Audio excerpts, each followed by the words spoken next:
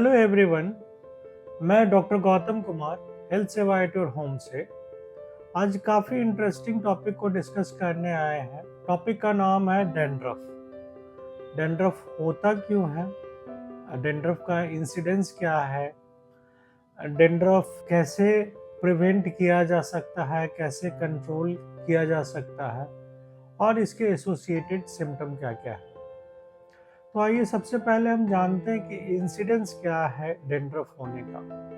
तो इंसिडेंस देखेंगे तो ये बहुत कॉमन कंडीशन है जो लगभग 50 to 80% लोगों को डैंड्रफ की शिकायत रहती है। ये मेल फीमेल दोनों में कॉमन है, बच्चों में भी होता है। अब डेंड्रफ होता कैसे है?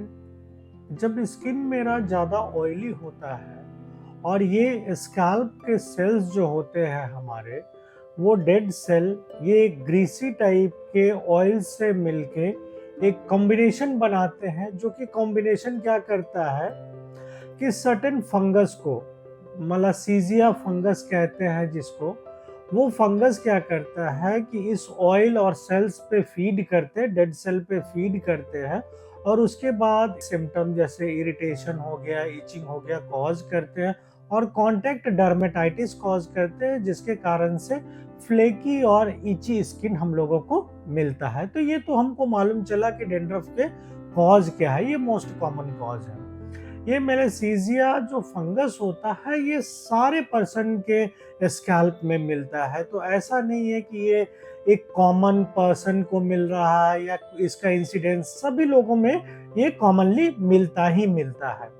तो इस तरह से हम देखते हैं कि जो भी पर्सन ऑयली स्किन हो, ऑयली स्कैल्प हो और डेड सेल ज़्यादा हो, तो उसमें मेलासीजिया फंगस डेवलप करने के चांसेस होते हैं और ये कॉन्टैक्ट डर्मेटाइटिस तक कॉज करके डेंड्रफ जन्म देते हैं। अब अगर देखें कि डेंड्रफ को कैसे आइडेंटिफाई करेंगे कि कैसे इस किसी पर्सन को डेंड्रफ होने का चांसेस ज़्यादा है, वैसे पर्सन जो विटामिन का सेवन कम करते हैं, जिंक वगैरह कम लेते हैं, ओमेगा 3 फैटी एसिड का सेवन कम करते हैं, फिर वैसे पर्सन जो अपना हेयर हाइजीन वगैरह नहीं मेंटेन करते हैं, या फिर जो बहुत ज़्यादा हेयर स्टाइल या फिर हेयर प्रोडक्ट यूज़ करते हैं, जो आर्टिफिशियल हेयर प्रोडक्ट आते हैं उनमें, या फिर जो बहुत ज़्यादा गर्म पानी का भी इस्तेमाल करते हैं शावर या नहाने के लिए, तो इन पर्सन को भी डेंड्रफ होने का चांसेस ज़्यादा से ज़्यादा रहता है। या बहुत सारे इम्यूनो कॉम्प्रोमाइज्ड पेशेंट रहते हैं। अब ये सारे कॉज क्या करते हैं कि ओवरऑल हम देखते हैं कि डेंड्रफ होने को प्रमोट करते हैं। तो अब डेंड्रफ से बचने के लिए हम लोगों को क्या क्या करना चाहिए? तो पहले जो कॉज बताए वो लाइफस्टाइल मॉडिफिकेशन में हम देखें कि हम लोगों को न्यूट्रिशन डाइट, हेल्दी डाइट लेना चाहिए। हम लोगों को स्ट्रेस भी रिलीज करना चाहिए, मतलब बहुत ज़्यादा स्ट्रेस भी कॉज हो सकता है डेंड्रफ होने का। फिर हमारी इम्यूनिटी अच्छी होनी चाहिए, हमारा नींद अच्छा होना चाहिए। अगर हम डायबिटिक है तो डायबिटीज हमारा कंट्रोल होना चाहिए। फिर अगर हम देखें कि सर्टेन गुड हैबिट क्या क्या होता है हेयर को मेंटेन करने के लिए, तो हम लोगों को कुछ मेडिकेटेड शैम्पू भी आते हैं जो वीक में 1-2 बार लगाना चाहिए। बाकी जो नॉर्मल शैम्पू होते हैं वो वीक में 3-4 बार लगाना चाहिए। डेली शावर हम लोगों को लेना चाहिए। फिर जो कंघी इस्तेमाल करना चाहिए वो धो करके करना चाहिए और सॉफ्ट ब्रिसल वाले करना चाहिए, ताकि वो हमारे स्काल्प को इरिटेट ना करे।